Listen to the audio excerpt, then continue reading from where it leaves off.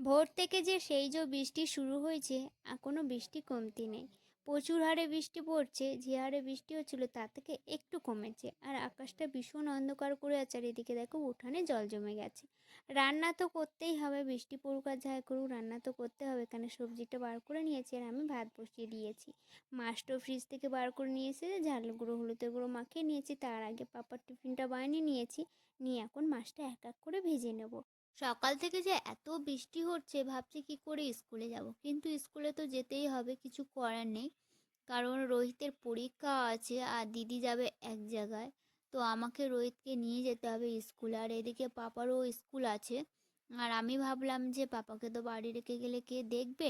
পাপার স্কুলে দিয়ে এসে তারপর রোহিতকে নিয়ে ওকে পরীক্ষা দিয়ে নিয়ে আবার পাপার স্কুলে যাবো, গিয়ে পাপাকে নিয়ে চলে আসবো। তো এই ভেবে দুজনকে নিয়ে বেরিয়ে গেছি। পাপা রেইনকোট পরে নিয়েছে আর পাপার আবার ছাতা নিয়েছে, আর রোহিত রেইনকোট পরে নিয়েছে আর আমিও একটা ছাতা নিয়ে নিয়েছি।